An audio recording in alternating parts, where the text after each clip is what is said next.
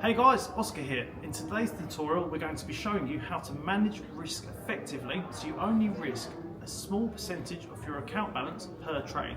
This is extremely important because it means you'll be able to preserve your capital over the long term whilst making consistent gains in the financial markets. So the first thing you want to do is download the FX Calculator app on iOS or Android. This is available in the App Store. We're not affiliated with FX Calculator. In fact, there are various different FX Calculator apps out there on the market, most of which are free, which FX Calculator is also.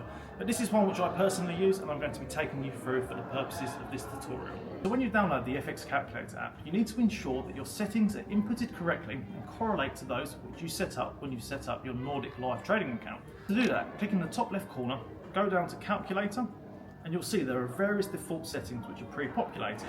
You want to first of all set your primary currency to whatever currency you set your Nordic live trading account as. That might be British pounds, might be euro, might be US dollar. That's specific to you. So for me, my account's in US dollars. So I set my primary currency as United States dollars. Cool.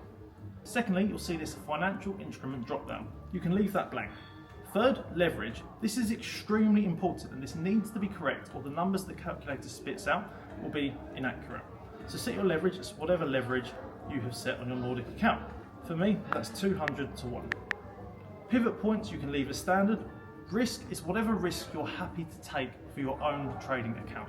For me, I take anywhere between 0.5% and 1% risk per trade. That means if I have £1,000 in my trading account, I'll be risking anywhere between £10 and £5 per trade, but that's completely up to you. My personal advice would be not to take any more than 3% risk per trade. That means, again, if you're trading for £1,000 capital in your account, you're risking at maximum £30 of your entire trading balance. The reason for doing this is so we're not taking too much risk per trade. If, for example, we're taking 30-40% risk per trade, the longevity of your trading account is in the hands of the market, right? It's very normal to lose 2 or 3 trades in a row, and if you're risking 20-30% per trade, you can very quickly lose your entire balance. Whereas if you're risking 1% like I do, losing 3 trades in a row is going to make a very small difference to your overall trading balance, and it will allow you to trade in the live markets for a longer period of time. And for the rest of the settings, you can leave them as the pre-populated settings. Once you've set up the settings in FX Calculator, you want to go back to the home screen and you want to click on position size, which you'll see on the live screen recording next to me. You'll see that account currency is now pre-populated and risk is pre-populated with your settings which we set up in the settings part of the FX Calculator app. You then want to set a financial instrument, which is whatever asset which you're trading. For example, if you're taking a gold trade, you want to put XAU USD into that box. If you're trading euro dollar, euro USD would go into the financial instrument box. This is one of the key points. If you've got the wrong asset in the FX Calculator app, it won't calculate your position size accurately. Secondly, you want to put your live account balance. And this is your account balance at the point when you're placing the trade. This obviously will change on a trade by trade basis. If you start your trading journey with $1,000, for example, and after the first trade you've got $1,100, then you want to update this account balance to your live trading balance before you place the trade. For example purposes, I'm going to set this to $1,000. Risk I've got as 1%. So now we've inputted the asset we're going to be trading, the account balance, and what risk we're happy to take for this particular trade. The most important figures are the entry price and your stop loss. In the first tutorial we explained what a stop loss was, and that's the price which you're happy for the trade to be automatically closed where you're at your maximum risk. So for this particular example, our entry price on Australian dollar US dollar is 0.66170 and our stop loss is at 0.66100. Taking 1% risk on a $1,000 account, which you'll see on the screen recording on the screen next to me, would mean that your lot size for this trade is 0.143. Because we're trading a forex pair, the number of units per lot is 100,000. So we want to be using standard lot for that particular trade. You'll see we've got 3 options: standard lot, mini lot and micro lot. And you want to be using standard lot for any forex specific trade.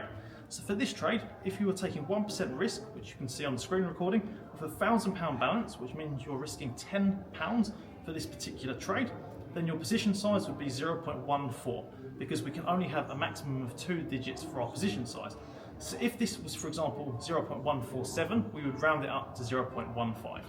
This means that when this trade, if worst case scenario it was to go against us and hit our stop loss, your maximum loss would be 1% of your account balance, which is $10.